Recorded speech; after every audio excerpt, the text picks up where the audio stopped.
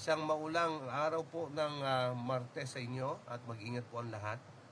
At wala pong pasok sa lugar ng Bataan sa lahat ng mga pribado at pampublikong paaralan at gayon din po ay nag-announce na po ang ating pong gobernador at gayon din po naman ang mga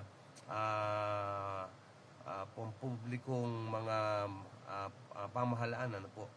Yan, kaya tayo po ay mag-ingat-ingat. Ating pong patuloy na ipanalangin ang mga bayan po na binahana po. At ang ating mga kababayan na ngayon ay naapektado po ng baha. Ayan. Okay, so prayer po ang ating pong hinihiling sa ating pong mga kapatiran at mga kaibigan. Ating pong binabati ang ating mga kamanggagawa sa Panginoon sa pamamagitan po ng Google Meet. Magandang morning po sa inyo. At blessed Tuesday. At sa ating pong mga nandyan, sila Sister Marical at ang kanyang buong pamilya, si Ate Edith, Sister Ami, at gayon din po si Ate Rita. Good morning, good morning, good morning, good morning, good morning.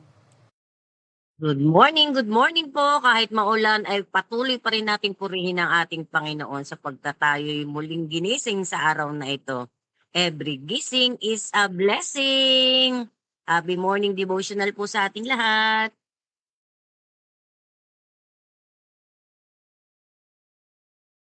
Amen and amen. Ayan, maraming salamat sa inyong pong pagbati. Medyo pamanhin niyo po, medyo matagal ang response kasi dalawa pong sound system ang aking pong pinapatakbo, yung OBS tsaka po yung ating pong Google Meet. Kaya po nagpi-feedback ay kailangan pong i-turn off ko po yung nasa OBS po natin, yung apps po ng ating pong pagla-live. Kaya medyo delay ang aking pong response. Okay? So ating pong binabati rin ang mga nasa FB Live na, Sister Emelda, siyempre kasama dyan. Ayan, pag gising ko, gising na rin yan. At ang kanya pong pagbati ay sabi niya, showers of blessing to all. Happy God first morning. Every gising is a blessing. Happy Tuesday to all FB Live, Google Meet, and God's messages of love. Thank you, Lord, for your guidance and protection every day. Opo, ating binabati ang mga nag-tune in po dun sa ating pong YouTube, ang God's Messages of Love Ministry. Kung bago pa lamang po kayo na sumusubaybay, ay meron po rin po tayong YouTube, pakibisita nyo lang po. Para madali nyo po mapuntahan, ay paki-type nyo po yung pong pangalan ng ating pong uploaded video po natin kung saan ay ang pamagat po noon ay Morning Devotional, Mahal Ka ni Jesus. Yan. Kaya pagka tinignan niyo po yun, makakapasok po kayo dun sa sa channel at maaari niyo pong tingnan doon ang iba pang mga videos na na-upload na at maaari niyo pong mag-iwan po tayo ng like button. Like po at paki-subscribe na rin po natin at gayon din ay atin naman din po mga kaibigan at kapatid na pakipindot yung pong notification bell para updated po kayo sa lahat ng videos natin na i-upload. Ayan. Sa ating pong mga nasa FB, paki-comment lang po kung ang ating pong sound, yung ating pong audio ay maayos naman po, mga kaibigan, kapag para makapag-adjust po tayo. Okay, so atin pong hayaan nyo na atin din pong batiin ang ilan sa mga nag-komento at nag-react na nag-share ng video at nanood ng video kahapon at kagabi. Ating binabati, happy viewing, happy Tuesday, God bless. Ay Sister Rosemary Guillermo, Manang Mel D'Agostilo, Brother Jerome De Timas, at gayon din naman po si Sister MJ Neo Eda, Sister Jemeline Haylar, Sister Jelian Espirito, at Sister Arsenia Mariales, Sir Raul De Castro, ang ating kapatid na Domingo Santiago Ligaya, Sister Joy Villarosa, at gayon din po ang ating kapatid na Rogin Pajares. Binabati rin po natin ng happy birthday, maligayang kaarawan. At sabi ng happy birthday ngayon ni Sister Carla Ann Kahas at gayon din naman po ni Leonora Magpantay. Nawa marami pang birthdays ang inyong pong maging karanasan sa ating pong mahal na Panginoon Diyos na pinuno niya kanyang napakayamang blessings at nag-uumapaw at walang sapat na kalalagyan. At hindi natin binabati rin po ang ating pong mga sharers. Ano po, yung pong masisipag natin, matyatsyagaan natin sharers, sila Sister Maylin Basaya, Sister Nora Arena, Sister Pereyes, Tita Lolet, Ate Sara Lim, Ate Tessie Nober, Sister Jennifer Casimo, Sister Rosemary Pelina, at hindi, Sister Rosemary Guillermo pala. Ayan, sorry. At yan din po si Ate Juby Mikit-Pikit, si Ate Senis Talita, at si Sister Imelda Diego. Ating ibigay ang papurit pagsamba at pasasalamat sa ating pong mahal na Diyos sa pagtunay nga na ang Diyos ay mabuti at ang kanyang kabutihan ay magpakailan paman.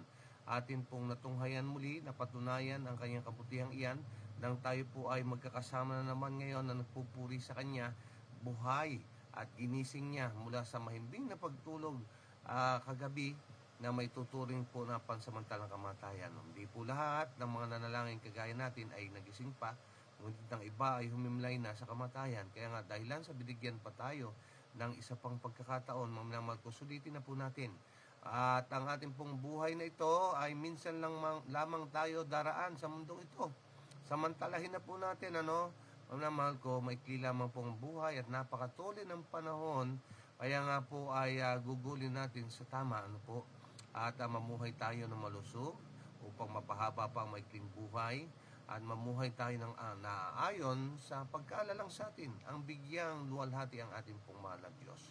Ating pong iwaksi ang mga kalungkutan, ang mga kabiguan, ang pamumuhay na may galit at tinanakit, ang hindi pagpapatawad at hindi paghingi ng tawad.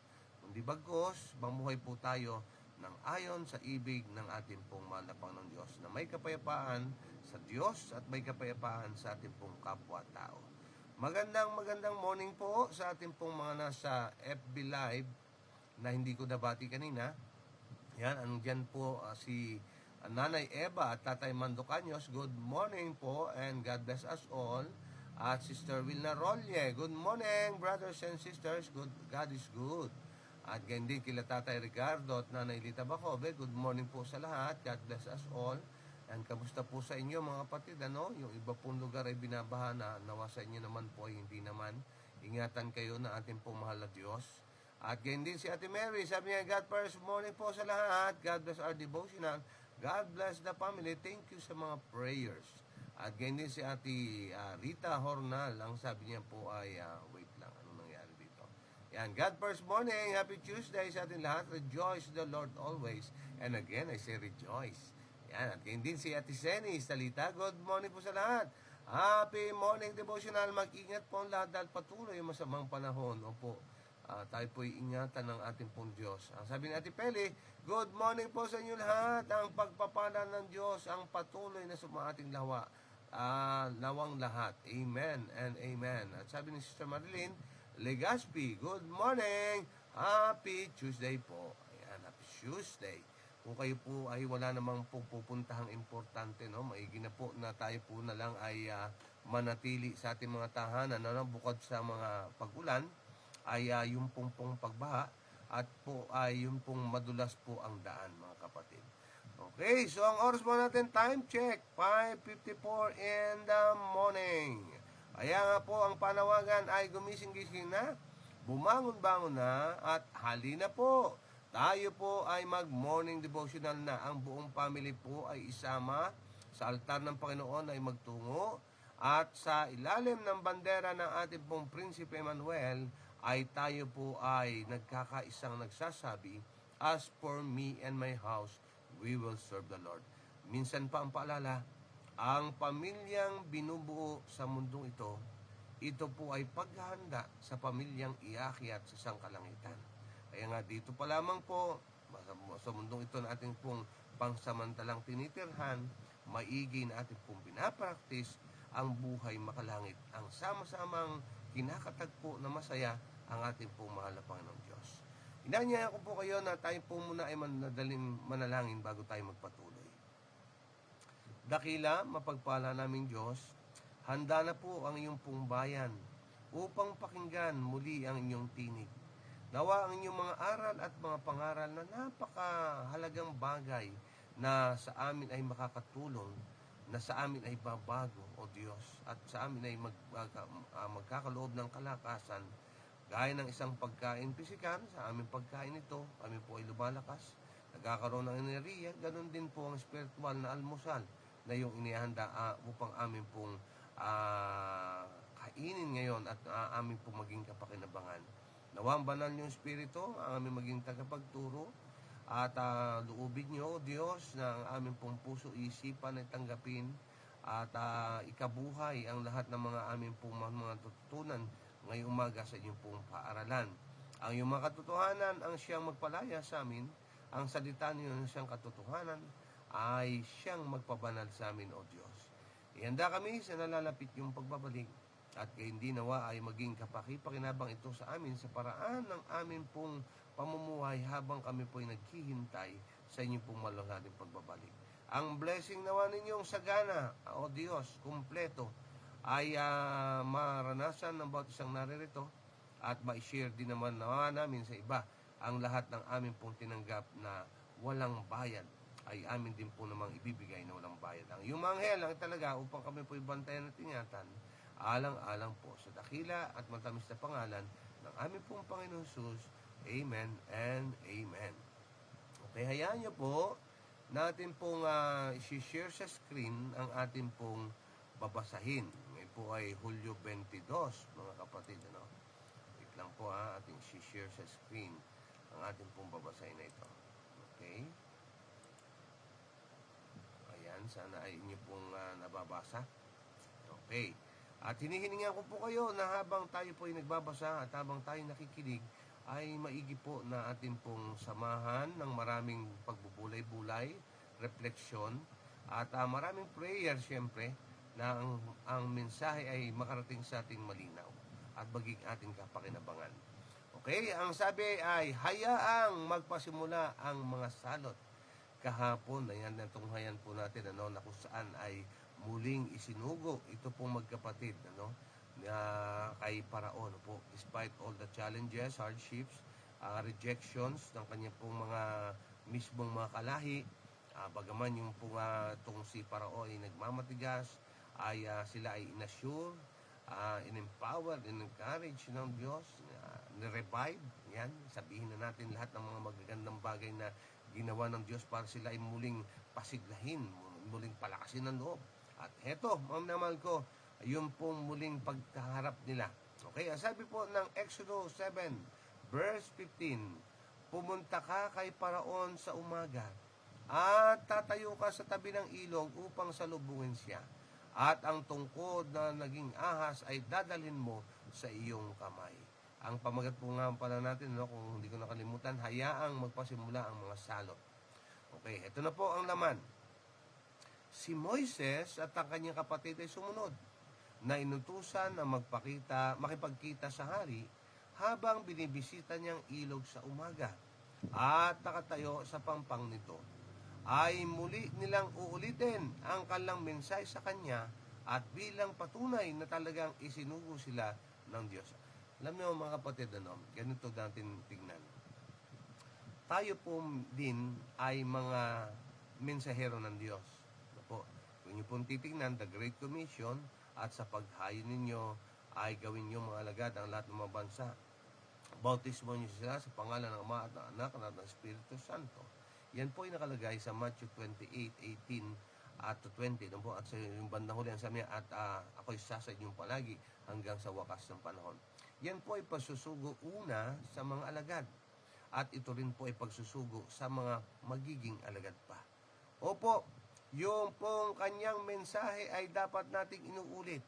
Bagaman parang tila hindi interesado ang ating pong pagsasabihan, magpatuloy lamang pong ang buong mensahe ng Diyos ay ating pong sasabihin. Bagaman yung iba ay nagre-reject ng ating pong mga sinasalita, hindi po tayong nare-reject, kundi ang mensahe ng Panginoon. Sabi nga ng aking nabasa, napakaganda po nun at angkop na angkop. Ang sabi niya, you are not obliged to believe us, but we are obliged to tell you the good news of God. Opo, mga naman ko, hindi po kayo obligadong kami po'y paniwalaan. Pero kami po'y obligado na sabihin sa inyo ang mga katotohanan at ang mabuting balita po ng ating pong Panginoon Jesus. Yan po ang ginawa ng ating pong mga alaga, itong ating pong mga karakter na pinag-aaralan na po si Moises at si Aaron. Muli silang nakapagtagpo at muling inulit ang mensahe. Dapat nilang iunat ang tungkod sa ibabaw ng tubig sa lahat ng direksyon, kaya gagawin silang dugo. Ito ay tapos na, at ang ilog ay umagos ng dugo. At ang lahat ng tubig sa kanilang bahay ay napalitan ng dugo. Ang mga isda ay namatay, at ang tubig ay naging nakakasakit na sa amoy. Ngunit ginawa ito ng mga salamangkero ng Ehipto sa pamamagitan ng kanilang engkanto sa parehong paraan na binagong tubig na kinuha mula sa balon. Pinatigas pa rin ng hari ang kanyang puso at tumangging sumuko sa loob ng 7 araw. Ang salot ay nagpatuloy. Ang mga naninirahan ay obligadong maghukay ng mga balon upang matustusan ang kanilang sarili ng tubig. Isa pang pagsisikap na paglipat ng hari ay ginawa na ngayon. Ayan. So mga kapatid, ano pong nangyari? For 7 days ay walang sariwang tubig na maiinom o magagamit man lang. At ang sabi dito, para sila'y magkaroon ng tubig, huhukay ng balon. Sa 7 araw, siguro naman, hindi ka pa makakatagpo ng tubig na sariwa sa ganong ikling panahon, ano? At imagine nyo kung gaano kahirap, mga kapatid ko, yung walang tubig. Dito lang sa atin, ano, kapag nawalan tayo ng tubig, isang araw nga lang, irritable ka na, no? Yung wala kang magamit sa banyo, mga kapatid, wala kang magamit na panghugas. How much more? Ito pong 7 araw, may tubig nga, pero dugo naman. At totoong dugo, kasi yung pong mga namumuhay sa tubig ay namatay. At yung pong amoy, mga kapatid, ganun din naman. At sinikap ng mga engkantador o yung mga salamangkero ng Parao na gayahin po yung ginawa na ito. At sabi nga nung ating pong pinag-aralan nakaraan ay tila nagaya, pero hindi naman talagang gayon. Ito dito po mag-ingat tayo, no? Naalala ko lang. Mga kapatid, ano man pong katotohanan na hinaluan mo ng kahit na kaunting pagkakamali, hindi na po iyon masasabi na katotohanan. Kaya nga yung tila katotohanan, hindi po natin po pwede na ipantay sa totoong katotohanan. Kagaya po ng ating po pinag-aaralan. Yung po mga magic na kanilang pinapakita, iyan po ay mga panlilin lang. Kung ngayon sa kapanahunan natin ito, nanonood po tayo ng mga magic show, ay makikita po natin yung mga, pag nag-browse po kayo sa YouTube, makikita nyo yung isinisiwalat yung mga paraan upang yung pandaraya sa mata natin, na isipin natin na totoo yung ginagawa, ay nakita natin na hindi pala. Yun po yung sinasabi ng ating pong pinag-aaralan, na parang tila nagaya pero hindi. Yun. Okay, so ano pong nangyari? Sa 7 araw, ang tigas din ng loob nitong si Parao, mga kapatid, Pero yung 7 araw yung tiniis. Tsaka isipin nyo, kung talagang nagaya, nung pong mga engkantador, yung pong ginawa, sana madali nilang nabawi. Madali nilang naibago yung pong ilog na yon, pero hindi nila nagawa. Ngayon, after 7 days, ay inabot nitong si Parao, ito pong magkapatid, at nakiusap na ito po ay tanggalin na. Okay, ano pong nangyari dito? Ang sabi dito, ay ganito, ang tungkod ay muling inunat sa ibabaw ng tubig. At ang mga palaka ay umahon mula sa ilog at kumalat sa buong lupain. Pagkatapos ng dugo, yung tubig na naging dugo, heto naman ngayon, mga palaka naman ang siyang mga umahon, mga minamahal ko, at pinuno ang buong Ehipsyo, sa lahat ng dako ng kanilang tahanan, sa lahat ng dako ng kalapong lugar, ay meron pong mga palaka. Ayan. Ano pong nangyari? Ito pong sabi niya, ang tungkod ay muling unod sa bawang ng tubig, palaka umahon mula sa ilog at kumalat sa buong lupain, sa mga bahay, siltulugan at mga hurno, at mga labangan ng pagmamasa. Ang masalamangkero sa anting-anting ay lumitaw upang ilabas ang katulad na hayop. Ang pangkalahatang istorbo sa lalong madaling panahon ay naging napakatagal na ang hari ay marubdob na alisin ito. Yan, so yun po yung naging sitwasyon. No po, at muli siya po ay nagtungo sa kanyang mga inkantador upang sa gayon ay ipakita na, kaya rin namin yan gawin. No? Ayan, gaya nga nang nabanggit natin, ay panlilin lang lamang po ang minamag kong ginawa. Ano pong nangyari? Ang sumunod na pangyayari. Ngunit kahit na mga salabangkero ay nagtagumpay sa paggawa ng mga palaka, hindi nila ito maalis nang makita ito ni Paraon. Kaya nga sabi, medyo nagpakumbaba siya at hiniling kina Moises at Aaron na magsumamo sa Panginoon para sa kanya na ang salot ay tumigil. Yon, mga kapatid, ang isa sa ito'y napakinggan ko sa 3 points, nung yung lesson natin last Saturday. 3 ang kanya pong binanggit na leksyon na maaaring pong makikita natin dito po sa ating pong pinag-uusapan. Ang isa sa una yun ay opportunity. Opo, isang oportunidad sana kay Parao at sa mga tag-Ehipsyo na kilalanin ang tunay na Diyos sa pamagitan po ng mga pangyayaring ito. Ngunit yung opportunidad na iyon ay kanilang pinalagpas sapagkat pinagmatigas nila ang kanilang mga puso. Ganun din naman ang mga Israelita, itong isang oportunidad na magpatotoo sa tunay na Diyos, na maging tunay na saksi para po sa Panginoon. Kaya nga, mga kapatid, isa lang paalala din sa atin. Sabi niya opportunity knocks only once. Yan ang sabi niya. Kaya nga ang oportunidad na ibinigay sa atin ay upang tayo po'y subaksi para sa Panginoon, i-grab na po natin iyon, mga kapatid. Huwag po natin sayangin ang mga oportunidad sapagkat minsan pagka ang oportunidad at kumatok at nagsarado at hindi natin pinagbuksan ay maaaring hindi na po natin ito muling maranasan. Kaya nga, kapag may oportunidad na tayo ay sumaksi sa Panginoon, magpatotoo sa kanyang kabutihan, gamitin na po natin iyon. Okay, ang sabi po dito sa pagpapatuloy ay ganito pa, po? Ang sabi ay ganito. Sana yun? Pinaalalahanan nila ang mapagbataas na hari sa kanyang dating pagmamayabang. At tinanong kung nasaan ngayon ang pinagmamalaki na kapangyarihan ng kanyang mga salamangkero. Pagkatapos ay niling nila sa kanya na magtakda ng oras para sa kanilang mga panalangin. At sa oras na tinukoy ang buhay na dahilan ay inalis. Bagaman ang epekto ay nananatili para sa mga palaka na mamatay, nagparumi sa kapaligiran, ang gawain ng mga salamangkero ay nagbunsod kay Paraon na maniwala na ang mga himalang ito ay ginawa sa pamagitan ng mahika. Ano pong ang nangyari? Oo, mga kapatid ko, nung hilingin ng Parao, yung pong bahagyang pagpapakumbaba na yon, yung kanyang pagmamataas, na ibaba, at kanyang kinilala, yung kapangyarihan ng Diyos, tinanggal, nangamatay yung mga palaka.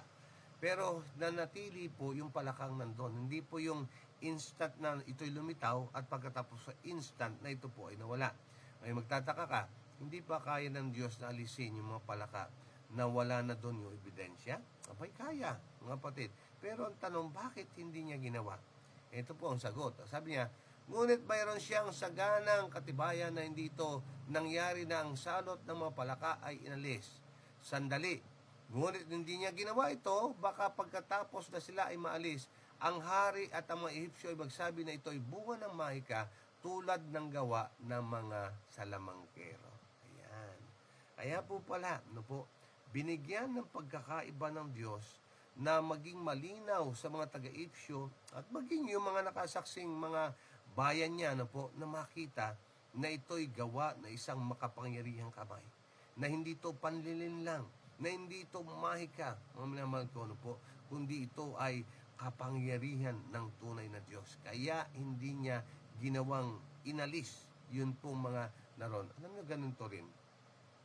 Mga kapatid, ang ating pong Diyos ay mapagpatawad. Naisip ko lang po, parang bilang reflection, ang ating pong Diyos ay mapagpatawad. Kapag tayo nagsisi, lumapit sa Kanya, kinilala ang ating mga pagkakasala, right away, tayo po ipatatawarin sa bisa at kapangyarihan ng dugo ni Kristo. Pero tandaan, mga kapatid ko, yun pong mga atin pong consequence, yung atin pong mga balik ng mga pagkakasala natin, pinahihintulot ng Diyos, yan na po yung manatili. Gaya po yung mga palaka na nawala, ano po. Hiniling na ito'y tanggalin, ito'y alisin, ngunit pinatay yung buhay, pero yung pong baho, yung pong physical na presensya nandun. Ganon din po sa ating pong mga konsekwensya, ano po, upang tayo po ay maturuan, upang tayo po malaman natin na kung bakit yun po ang mangyayari kapag inulit natin, ay ganun din po ang nagiging kaganapan dito po sa ating pong binabasa. Kaya nga nangyari dito, ang hari at ang buong Ehipsyo ay may katibayan na hindi kayang ibigay na kanilang walang kabuluhang filosofiya na ang gawain ito ay hindi na isa katuparan sa pamagitan ng mahika ng mga panahon ng langit 1880. Ayan. So yun po yung naging resulta, yung naging end result, pamanamal ko, no, na yung kanilang paniniwala na hindi sa mahika nangyari yon, kundi sa kapangyarihan po ng isang buhay na Diyos na pinaglilingkuran ng mga ng mga Israelita. Ayan, sana ay sila'y naniwala na, no. Pero actually, kung atin pong babasahin, kapag nag-fast forward po tayo, ay meron po mga sumamang mga taga-Ehipsyo sa paglisan po ng mga Israelita. Yan. Okay, so pero wag na po tayo nating discussion sapagkat mahaba pa po ang ating babasahin, sapagkat ito pong mga salot na ito ay ating pong pag-uusapan sa mga susunod pa po natin na mga morning devotional. At pansamantala, yan lamang po ang ating pong devotional. Hayaang magsimula ang salot. Yan po ang ating pong talakayin. Okay, so ngayon po ay dadako na po tayo sa ating pong reflection time. Mamamahal ko na sa ating pong Google Meet at FB Live, kung meron po tayong nais na ibahagi, ay gawin na po natin ngayon. Taas lamang po ng kamay, samantalahin po natin ang ating oras, sapagkat ang oras po natin ay sadyang nagmamadali. At hayaan na tayo po ay gamitin ng Diyos upang maging blessing sa atin pong kapwa sa pagitan ng atin pong pagbabahagi. Mapansin nyo, kapag tayo po ay involved sa ating pong talakayan, ay nagiging mas interesante, kapakipanabang at kapanapanabik ang ating pong mga pagtitipon. Sa ating pong mga sa FB Live, gamitin lamang po yung ating pong comment section at amin po sisikapin na basahin po yan sapagkat alam namin ang effort nyo ay gayon na lamang. Samantala, binabati natin si Sir Lea Gumayagay. Happy God First Morning po. Happy Tuesday po sa lahat. God bless. At si Tita Lolet, Happy God First Morning. Ingat po sa tayo matinding pag-ulan. At si Sir Emma Halos Doniego, Happy God First Morning po sa lahat. God bless us all. Okay, sige po. Ate Lita, go ahead. Thank you so much. Hey, good morning po muli. Alam niyo po sa bahagi po ni Paraon, hindi na sana na dumating yung 10 salot na yun, eh. Kung doon pa lang po sa una ay nakinig na. Actually ang Panginoon hindi po nagbibigay yan ng walang babala. Meron lagi po siyang warning bago po niya ibigay yung anumang nangyayari ay may warning. Kahit nga po yung kalikasan makita natin, medyo madilim, uulan yan. Alam nating babagsak ang ulan kaya kung alam natin nasa lugar tayo na alam natin tayo ligtas, abay magmadali na tayo, pumunta tayo doon sa ano na kayo makakasilong ano, 'di po ba? Kaya nga itong, leksyon natin refleksyon din po sa ating lahat na ang Panginoon kailanman 'di po nagsawa na magpaalala. Ang kailangan lang po talaga, pakinggan yung paalala na yun at sumunod po tayo. Hindi na po sana natin maranasan sana kung talagang nakikinig tayo, pero dahil nga po sa mga katigasan ng ulo natin, mas gusto natin yung paraan natin, hindi po yung paraan ng Panginoon. Kaya tayong lahat po ay nahuhulog doon ano. Kaya isang paalala sa ating lahat na maging masunurin pa rin, pa rin po tayo na dapat ay sumunod sa kung ano po yung sinasabi ng Panginoon. Kung mga tayo mahihina, kailangan lagi po talaga dasal, hingi tayo ng patnubay, hingi tayo ng kalakasan na manggagaling sa Panginoon. At makita natin yung mga salot po na yun po yung kanilang mga Diyos-Diyosan, eh. Yun yung kanilang mga Diyos-Diyos dun sa Ehipto na siyang pinuksa ng Panginoon. Wala man tayong Diyos-Diyosan na mga rebulto, pero Diyos-Diyosan natin yung mga ugali natin na hindi natin matanggal-tanggal. Yan din po nagre-represent sa ibang Diyos na pinakita doon sa Ehipto, yung ating pagmamataas, yung ating pagkamakasarili, yung ating kawalang pakialam, yung basta yung mga masasamang ugali yan po ay Diyos-Diyosan din na matatawag. Kaya nga po, ah, ito po nangungusap na naman sa atin ng Diyos na nawa ay makita po natin yun at ibaling natin yung ating, pansin sa Kanya, ang ating mga pagsunod nawa ay ilagak natin sa Panginoon. Yun lang po, God bless us all po. Amen. Amen po, Ate Lita. Thank you so much for sharing po. Alam nyo, mga kapatid, napaganda nung sinare ni Ate Lita, no? Ano, eye-opener sa atin, ano? Ika nga, mga kapatid ko, isang kurot para tayo po yung magising. Totoo nga naman, ano, kung ating titingnan, no, i-replica natin ng maigi. Yung pong mga pangyaring iyon ay binabala bago pa mangyari. Sa atin pong kapanahunan ngayon, katulad ngayon, tayo po'y dumaranas ng mga extreme weathers, mga minamahal ko. Ito po ay matagal na nating napakikinggan, global warming. Ano po, yan po, ano? Yan po ay resulta ng global warming. Kaya nga, kaya ang tanong, sino bang sumisira ng kalikasan?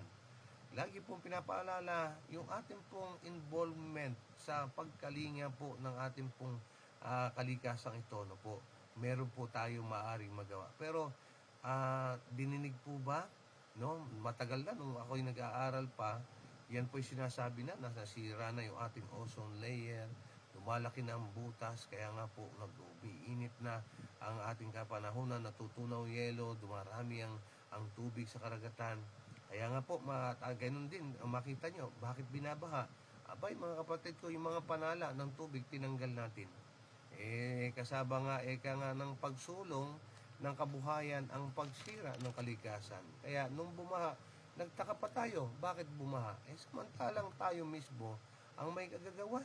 Ano po, yung mga puno na sumisipsip ng mga tubig, yung pong mga bundok, mga burol na dapat sana ay pangharang doon sa mga hangin, ginawa natin patag. So definitely, saan po pupunta yung pong mga tubig na doon sa mataas pang lugar?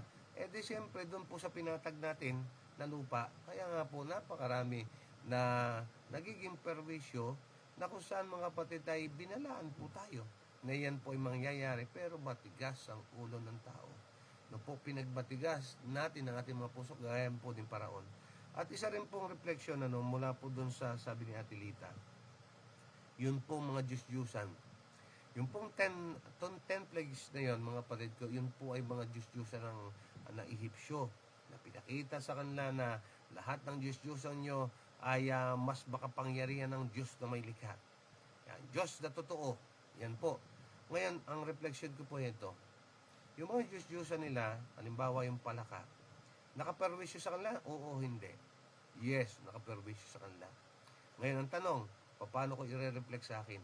Sa atin pong mga sariling to, meron po tayong ginawang Diyos-Diyusan. Halimbawa na lamang, ang sabi po ng Biblia, at ang kalang mga Diyos, ang kalang mga tiyan. Yan.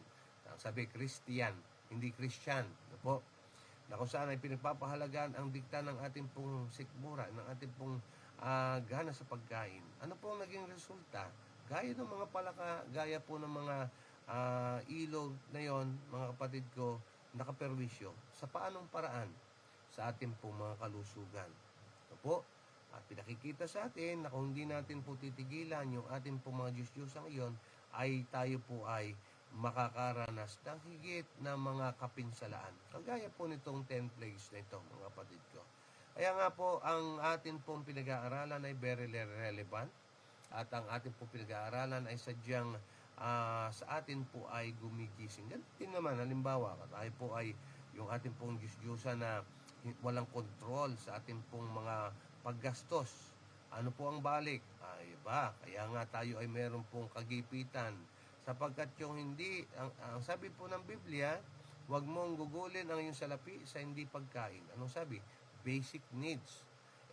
Yung pong ginugol itong yung pera sa mga bagay na gusto mo lamang at hindi mo kailangan. So, anong nangyari? Nagipit ka. Ang sisi kanino? Sa Panginoon, sinisisi. Pero yan po ay mga paalala sa atin. Naman ko yung ating pong pinag-aaralan ngayon. Yan, thank you so much, Ate Lita, sa iyo pong ibinahagi. Okay, sa ating pong FB Live, ano po, kung meron po kayong nais na i-share, ay feel free na kayo po ay pumindot lamang dyan. At maglagay lamang po sa comment section at sisikapin po natin basahin. Okay, sa ating pong mga nasa Google Meet, kung meron kayong nais na ibahagi pa, ay go ahead po mga kapatid ko, no? At ang katangi-tangi, ang take away ko talaga yung ano po, no, mga kapatid, yung unang bahagi na aking nabasa na at inulit nila Moises ang mensaheng kanilang daladala na kanlay na sila nga ay mga isinugo ng Panginoon. Ganon din po tayo dapat, mga kapatid. Huwag natin pong panghinawaan. Huwag natin pong katamaran, huwag natin pong pigilan ang pagpapahayag ng mabuting balita ng Panginoon. Sige lang po, sabi nga ni Elder Tabora na po nung bago-bago pa lamang ako, sabi niya, sa yung pong payo niya sa pagmimensahe daw sa harapan, sabi niya, kahit isa lamang ang nakikinig, magpatuloy ka na magsalita, sabi niyon. Sabi niya, kahit na tila isa lamang ang siyang may interes, ay magpatuloy ka. Tama naman, mga kapatid, sapagkat yung isa na yon, yun po yung binibilang natin na yung sa lost sheep, no? Yung 99 and 1, mga kapatid, yung pong meron siya 100 tupa na nawala yung isa. Ilan po ba yung nawala bago hinanap ng pastol? 99 po ba? Di ba't isa lang? Kaya nga po, mga minamahal ko, ay magpatuloy tayo na sumaksi para sa Panginoon. Kaya nga, isa man o marami, mga minamahal ko, ang ating pinaglilingkuran, ay tayo po ay may kasigasigan. Kasi may tendency, mga kapatid na, oy, naku, isa lang naman, nakakatamad na. Hayaan mo na lang. Hindi po ganun, mga kapatid ko, no? Yung halaga ng 100, halaga rin po ng isa. Yan. Okay, so ating pong binabati si Ate Elsie Dumenden Plaza. Gandang umaga po. Ingat po kayo dyan. Ate Elsie, sa inyo po sa lugar ng Sambales. Ano po? Danawa ay walang baha sa inyo. Yan, sabi ni Sister Imelda, ano to? Siguro, ano yun mo na lang, mag-share ka na. Okay, sa basahin ko to na napakarami. Okay, go ahead, Sister Imelda, share mo to. Asa na? Okay, wala. Okay, akin ang basahin. Ano po? Ang umaga po sa ating lahat, mga minamahal na kapatid.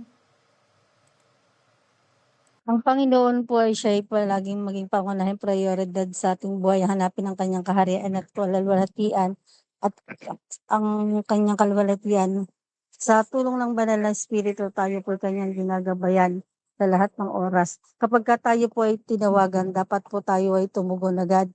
So, isuko po natin ang ating mga sarili upang tayo patawarin sa ating mga kasalanan. Dahil kapag yung kagaya po ni Paraon, siya po kasi hindi, meron siyang mga sinasambang mga Diyos-Diyosan. Kaya po nangyari po sa kanila yung mga ganon na mga salot. Hindi po sila nakikinig sa Panginoon dahil meron po silang sariling ano nila sa kanilang buhay. Kaya dapat po tayo, kung ano pong meron tayo, tayo po yung magkaroon po ng maalab na relasyon sa ating Panginoon dahil ang Panginoon, siya po yung magbibigay sa atin ng katatagan sa araw-araw na buhay. Makikita po natin dito kung gaano po kabuti ang Panginoon kung tayo po ay magiging masunurin. Dahil ang Panginoon po, siya po ay makapangyarihan sa lahat, maawain, mahabagin. Dapat tayo po ganun din tayo sa lahat ng mga gawain. Tutugon po agad tayo para po sa ganang pagkakataon makikita po natin ang paggabay ng Panginoon anuman po dumating sa buhay natin. Ang Panginoon, katuwang po natin siya na ito po ay ating madali po itong mariresolba sa tulong niya dahil tayo bibigyan niya ng kalakasan, magtiwala at manghawakan manalangin sa Kanya. Siya lamang po ang makakatulong sa bawat isa sa atin. Magandang umaga po at mapagpalang araw sa atin.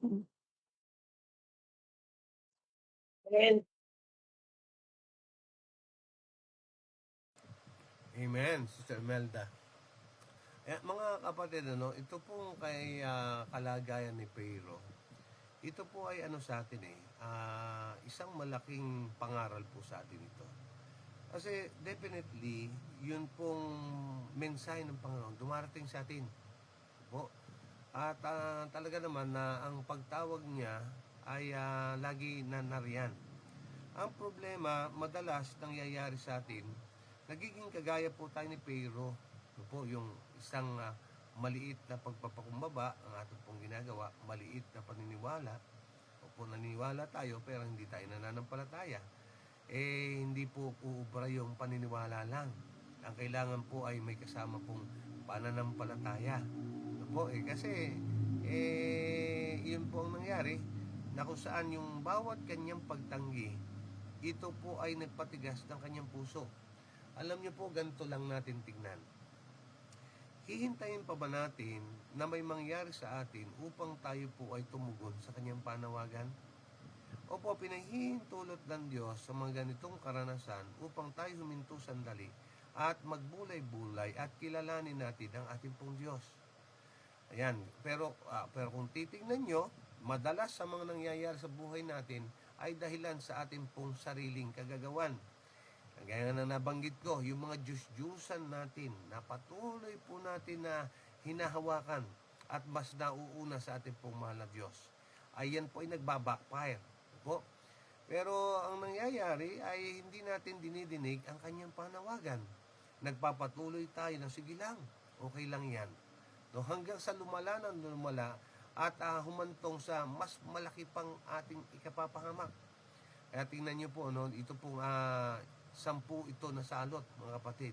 At kung makikita nyo, mula po doon sa tubig na naging dugo, tapos ay dumating po yung palaka, ayan, nakita nyo po, mga nagle-level up, mga kapatid. Kaya nga, ang paalala sa atin, mga ginigiliw naming taga-subaybay at mga kapatid na narito ngayon, kung atin pong napakinggan ang tinig niya, right away, mga kapatid, huwag na po natin pagmatigasin ang ating pong puso. Huwag na tayong pong maghintay pa na kung ano-ano pa para siya ay tanggapin at kilalanin. Sabi nga may narinig ako. Sabi ay ganito, kailangan ayusin ko muna ang aking pong buhay. Kailangan ay maiplansya ko muna lahat ng gusot bago ko tanggapin ang Panginoon.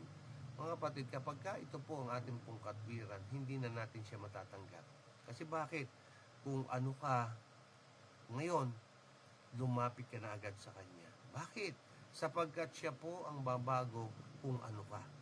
Hindi po natin mababago yung ating mga sarili. Sabi nga ng banal na kasulatan, mababago pa ng mga taga-Ethiopia ang kulay ng kanyang balat at ang leopardo ay matatanggal ang batik sa kanyang likuran. Kung gayon, ay makapagbabago rin ang sanay na gumawa ng masama. Mga kapatid, kaya na ba nila mag-isa na walang tulong? Hindi po ba? Hindi nila kaya. Ganon din yung leopardo. Kaya niyo po bang tanggalin yung kanyang batik nang walang tulong sa labas? Hindi ba? Hindi rin. So, anong po sinasabi? Tayo mismo sa sarili natin, kung wala ang tulong ng Diyos, hindi po natin kayang mga bago. Opo, kailangan gustuin natin ang pagbabago at kilalanin ang makapagbabago, ang kapangyarihan lamang po ng Diyos. Okay. At kasama rin po natin ang ating kapatid na Domingo Santiago Ligaya. Blessed morning po sa lahat. At Sister Jennifer Casimo, magandang umaga po. Ayan. Thank you so much po at kayo'y nariyan. At patuloy nawa ng blessing ng Panginoon ay sumainyo po. At malaking pagpapala nawa ang ating matanggap sa pamagitan ng pag-una natin sa Kanya. At ang mensahe niya ngayong umaga ay atin pong naging kapakinabangan. Okay, kung wala na po, ang oras po natin, time check, 6:29 in the morning. Kaya nga po mga kapatid ko minamahal, tayo po'y maghanda na ngayon sa atin pong pagtanggap sa mensahe ng Panginoon, pagtugon sa kanyang panyaya, at lalong-lalo na ang atin pong pagsuko sa banal na kalooban ng ating pumahal na Diyos. Narinig natin ang babala, narinig natin ang kanyang tinig, narinig natin ang kanyang panawagan. Ngayong umaga, sa ating pong oras ng panalangin, atin pong tugunin, gamitin ang ating pong kalayaan piliin natin na pakinggan, sundin at kabuhay ang mensahe ng ating pong mahal na Panginoon. Thank you po sa mga share. Tayo po ay manalangin na. Dakila naming Diyos, Ama naming banal, sa umaga pong ito'y nangusap kayo muli. Gaya po ng nangyari sa panahon po ni Pero, marami silang mga Diyos-Diyusan at ipinakita nyo na kayo ang tunay na Diyos. Na itong kanilang mga Diyos-Diyusan ito ay piperwisyoin lamang sila. Na ito ay hindi mag-uubra na tapatan ang kapangyarihan ng Diyos sapagkat wala silang kapangyarihan laban sa tunay na Diyos. Nawa Panginoon, kami po'y maliwanag naming makita na kung hindi namin bibitawan ang mga maling paniniwala, kung hindi namin po titigilan ang amin po mga masamang gawi. Yung mga Diyos-Diyosa namin, partikular, Panginoon, ang aming mga sarili ito. Ang mga bagay ng mundo na lagi naming inuuna kaysa sayo. Kung ito po ay hindi namin maiwawaksi, ay magdudulot ito ng aming ikapapahamak. Magdudulot ito ng aming kalungkutan. Magdudulot ito ng aming kabiguan. Kaya nga ngayong umagang ito, nawa ang bawat isang nakapakinig ay masumpungan na tumutugon sa inyong paanyaya. Opo, aming kinikilala ang iyong kapangyarihan. Opo, kayo ang buhay na Diyos noon, ngayon at magpakailanman. Opo, kayo ang Diyos na nagliligtas. Isang Diyos na malapit sa amin, na kayo ay sasama sa amin at hindi nyo kami iwanan ni pababayaan man. Kayo magkakaloob ng kapangyarihan upang kami po ay magtagumpay. Kung papaano, Panginoon Diyos, na inyong dinala ang mga salot, kayo rin po, O Diyos, ang naglilinis at nagtatanggal nito. Ganon din nawa ang mangyayari sa amin, Ama. Ang mga konsekwensya ng aming mga maling mga ginawa, nawa matulungan kami. Nakikiusap po kami sa iyo, Diyos, na inyo po kaming iahon mula sa aming pong pagkaalugmok yung mga resulta, O Diyos, ng aming pong mga maling desisyon. Nawa, maaari po ba kayong pakiusapan? Pakialalayan nyo naman po kami. Naintindihan po namin na ito po'y galing din sa aming pong sariling sa aming pong sariling mga kagagawan. Ngunit maaari po ba na humingi ng tulong sa iyo, Diyos? Pagpakitaan nyo nawa kami ng habag at awa, na kung saan ay iahon nyo po kami. Nyo po kami muling patatagin. Muli nyo po kami itayo, O Diyos, upang makalakad pasulong ang aming pong mga kasaramdaman, dahilan sa aming pong mga pagdiyos, sa aming pong mga panlasa at sa aming pong mga tiyan. Nawa tulungan kami na magkaroon kami na kagalingan. Ang aming mga pagkalugmok sa pinansyal naming kalagayan, tulungan kami, O Diyos, na kami po ay maturuan na gugulin ng tama ang mga pinagkakaloob niyo po ng mga pagpapala. Gawin kaming mabuting katiwala sa lahat ng panahon, Panginoon Diyos. Nawa sa oras at sandali ito, ang bawat isang kapatid na nanalangin sa inyo, kung kami nangihina, palakasin niyo po kami. Kung kami po'y nababalisa, pagkalooban niyo nawa kami ng inyong pong kapayapaan at ng iyong kasiguruhan. Kung kami po'y nawawalang pag-asa, matagpuan namin na kayo po ang aming pong dakilang pag-asa. Sa mga may karamdaman na humihiling na kagalingan, nawa sa pamagitan po ng iyong paghaplos, masumpungan na si Puro'y gumagaling. Ihanda nawa ang iyong bayan sa nalalapit yung pagbabalik, at nawa kagaya ng iyong lingkod na si Moises at ni Aaron, ay aming ulit-ulitin ang mensahe niyo ng pag-ibig. Sa kabila ng mga rejection, sa kabila ng mga palakid, ay magpapatuloy kami na sumasaksi para sa iyo. Pagkat amin pong pinanghahawakan na kayo sa amin hanggang sa wakas ng panahon, at hindi nyo kami iiwan ni pababayaan man. Bayan ng Diyos, mga minamahal kong kapatid at kaibigan, patuloy tayo na maglingkod sa Diyos na buhay. Patuloy na magbantay at maghintay at gumagawa para sa kanyang nalalapit na pagbabalik. Ihanda ang ating sarili, ihanda ang ating sambahayan, ihanda ang ating mga kamag-anakan, ang ating mga kaibigan, ang ating mga kapitbahay, katrabaho, at mga nakakasalamuha at ang ating mga kaklase sa nalalapit na pagbabalik ng Panginoon. Kung paano tayo nagsasama-sama rito, magsama-sama tayong umakyat sa kalangitan at manirahan sa langit na bayan. Bayan ng Diyos, tanggapin niyo po ang mayamang pagpapala ng Ama, ang basbas, biyaya at pag-ibig na anak, ang paggabay, pag-iingat, patnubay ng banal ng Espiritu sa ating lahat ngayon at magpakailanman. Nawa kapayapaan sa aming pong kapaligiran, at nawa, Panginoon, lingapin po ang aming mga kababayan na nagdurusa ngayon dahilan sa baha at sa malakas na mga pag-ulan. I-provide nyo nawa ang kalang sisilungan. I-provide nyo nawa ang kalang kakainin. Lingap nyo nawa ang aming pong matanggap dakilang Diyos.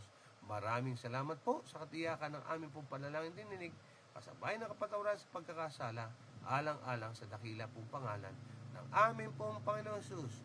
Amen and Amen. Good morning, everyone! Amen. Good morning po sa lahat. Mag-iingat po. po. Ay, maraming salamat sa iyo pong pagdalo. God bless everyone. Shalom. Miss pa mga kapatid. Bye-bye.